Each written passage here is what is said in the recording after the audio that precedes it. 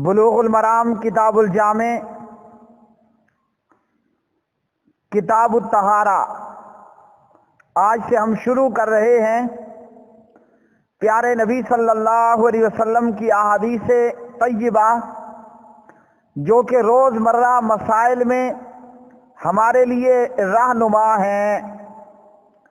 اس کتاب کو پڑھنے کا مقصد، بیان کرنے کا مقصد صرف اللہ مستوی علی العرش کی رضا، اس کی خوشنودگی حاصل کرنا، علم سیکھنا، سکھانا، بیان کرنا اور پیارے نبی صلی اللہ علیہ وسلم کی احادیث کو نشر کرنا، عام کرنا، اس لالچ کے ساتھ کہ جو پیارے نبی صلی اللہ علیہ وسلم نے ہمیں بتلایا، نظر اللہ امرأ سمع منا حدیثا فحفظہ حتی یبلغہ۔ سنن ابی داود کتاب العلم حدیث نمبر 366۔ اللہ رب العالمین اس شخص کو تر و تازہ رکھے، شاداب رکھے، جس نے ہم سے کوئی حدیث سنی پھر اسے یاد کر کے لوگوں تک پہنچایا۔ تو پیارے نبی صلی اللہ علیہ وسلم کی احادیث کو بیان کرتے ہوئے میرے دل دماغ میں یہ لالچ کہ اللہ رب العالمین جسمانی طور پر بھی، روحانی طور پر بھی، اس دنیا میں زمین کے اوپر بھی، قبر میں زمین کے نیچے بھی، قیامت کے دن بھی اللہ سبحانہ و تعالی مجھے، میری اولاد، میرے دوستوں اور احادیث کو نشر شیئر کرنے والے، تعاون کرنے والے تمام کو اللہ رب العالمین تر و تازگی اور شادابی عطا فرمائے، روحوں میں بھی، جسموں میں بھی، بیویوں میں بھی، بچوں، بیٹیوں، بیٹوں میں بھی، اولاد کے اندر بھی، گھر مکان کے اندر بھی، کاروبار کے اندر بھی، دنیا کے اندر موجود ہر بھلائی اللہ ہمیں عطا فرمائے اور اللہ رب العالمین ہمارے ہر حصے میں جو ہے وہ تر و تازگی اور شادابی فرمائے۔ تو اسی حدیث کو لے کر، بنیاد بنا کر، اسی لالچ کو مد نظر رکھ کر آج سے ہم انشاءاللہ العزیز بلوغ المرام کتاب الطہارہ کو شروع کریں گے۔ بلوغ المرام بظاہراً مختصر سی کتاب ہے، لیکن اللہ مستوی علی العرش نے اسے عوام اور خواص میں ایک عظیم الشان مرتبہ عطا فرمایا جو کہ بہت کم کتابوں کو نصیب ہوتا ہے۔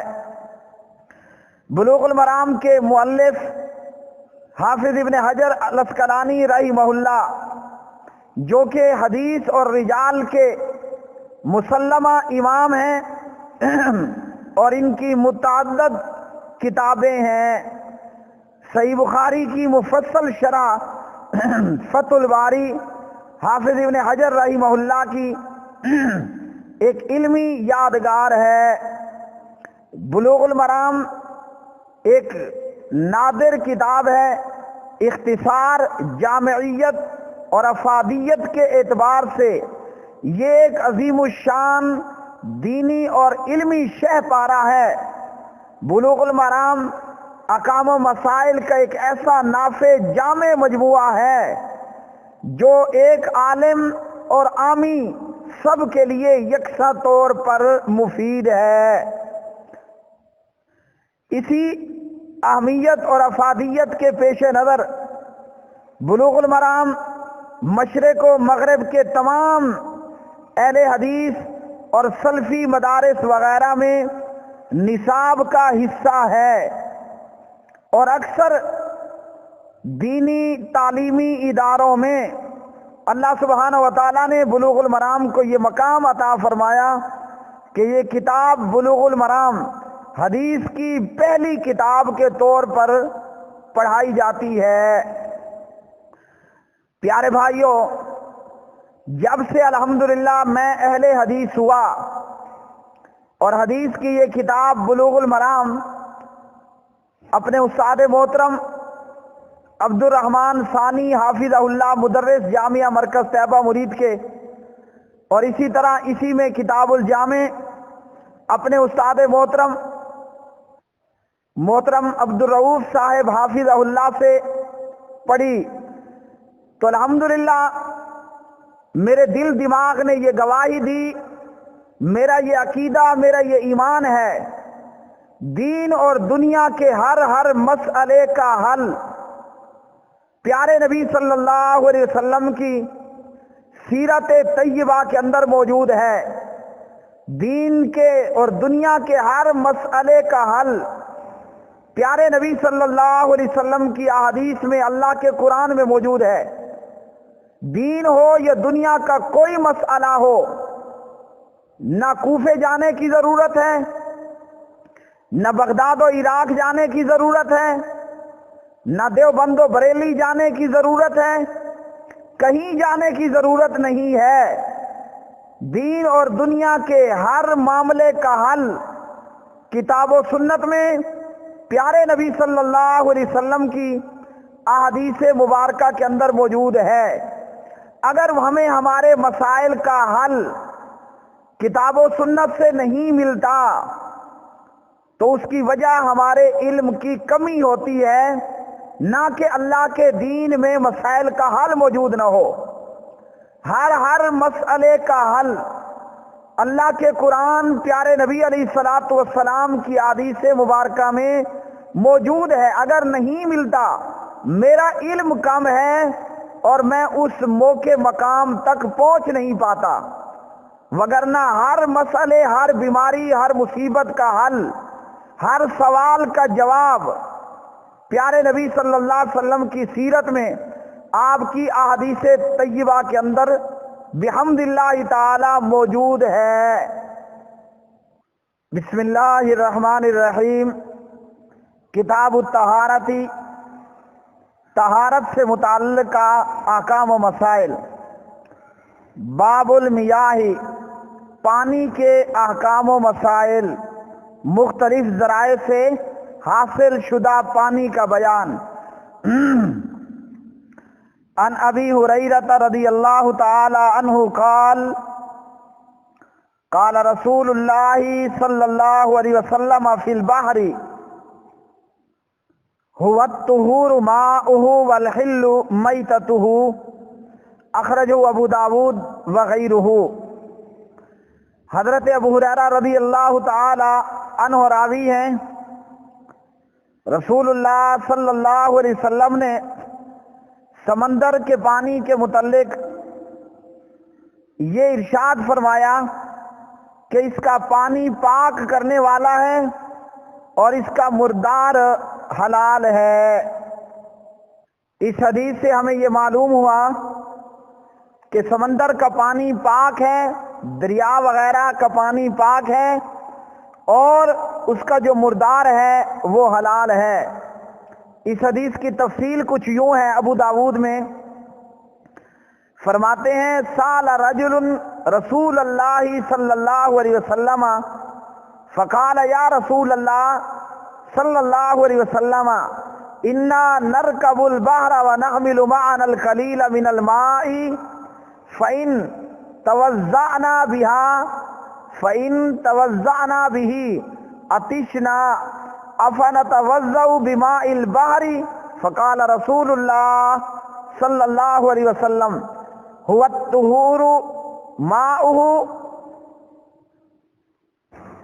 الطہور ماؤہ والحل میتتہ۔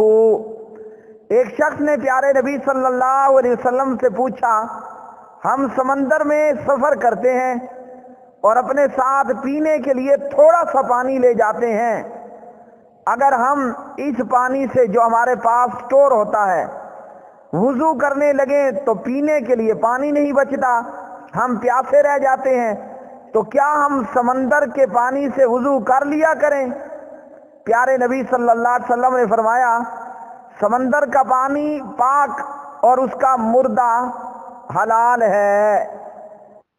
سمندر، دریا، نہر، ندی کا پانی خود پاک ہوتا ہے اور پاک کرنے والا بھی تو اس سے پینا، نہانا، دھونا سب جائز۔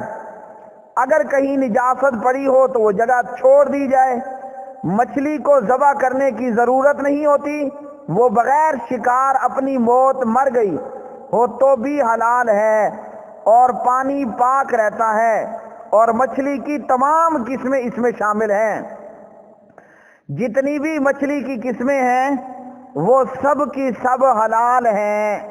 اب اس حدیث سے ہمیں یہ معلوم ہوا کہ سمندری، دریائی، ندی نالوں کا پانی پاک ہے۔ آگے چل کر احادیث آئیں گی اور اس بات کی وضاحت ہوگی کہ پاک پانی کی نشانیاں کیا ہیں۔ یہاں آپ کو تھوڑا سا میں عرض کیے دیتا ہوں، جب پانی کا ذائقہ درست ہو، ٹیسٹ خراب نہ ہو، پانی کا کلر بھی خراب نہ ہو، اور اس کی سمیل بھی درست ہو تو یہ پانی پاک ہوتا ہے۔ ٹیسٹ، ذائقہ، اسی طرح کلر اور سمیل جب یہ درست ہو تو وہ پانی پاک ہوتا ہے۔ اب اس حدیث سے ہمیں یہ معلوم ہوا کہ مچھلی اور اس کی جتنی قسمیں ہیں وہ سب کی سب پاک ہیں، حلال ہیں۔ اور اسی طرح اس میں یہ معلوم ہوا کہ جیسے دریا، ندی، سمندر کا پانی پاک ہے، آپ صلی اللہ علیہ وسلم نے فرمایا کہ اس کا مردہ بھی حلال ہے۔ تو سمندر کا پانی پاک اور اس کا مردار حلال ہے، وہ چاہے جس قسم کی بھی آبی مخلوق ہو وہ سب کی سب حلال ہیں۔ امام مالک، امام شافعی اور امام احمد ابن حنبل رحمہم اللہ تعالی، ان سب کی یہی رائے ہے کہ جتنی بھی آبی مخلوقات، پانی کے اندر رہنے والے جانور ہیں وہ سب کے سب حلال ہیں۔ اور امام ابو حنیفہ رحمہ اللہ فرماتے ہیں سمندری جانوروں میں صرف مچھلی حلال ہے، اور پیارے نبی صلی اللہ علیہ وسلم نے فرمایا ہر وہ جانور جس کی زندگی کا تعلق دیر یا بدیر پانی سے ہے تو وہ حلال ہے۔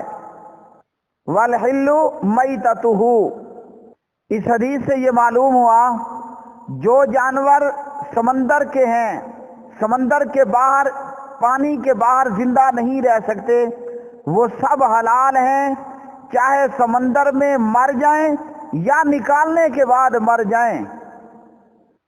اللہ سبحانہ و تعالیٰ سے دعا ہے کہ پیارے نبی صلی اللہ علیہ وسلم کی احادیث کو پڑھنے، یاد کرنے، سمجھنے، عمل کرنے اور آگے پھیلانے کی توفیق عطا فرمائے۔ بلوغ المرام کتاب الجامع کتاب الطہارہ کا یہ آج سبق نمبر 1 تھا۔ اللہ رب العالمین سے دعا ہے کہ اللہ اپنی خاص مدد کے ساتھ اس نیک کام کو اور مزید نیک کاموں کو پورا کرنے اور ہمیشگی کے ساتھ ان کو عام کرنے اور اس کام کو تسلسل کے ساتھ کرنے کی توفیق فرمائے، مدد فرمائے۔ وما علینا الا البلاغ المبین۔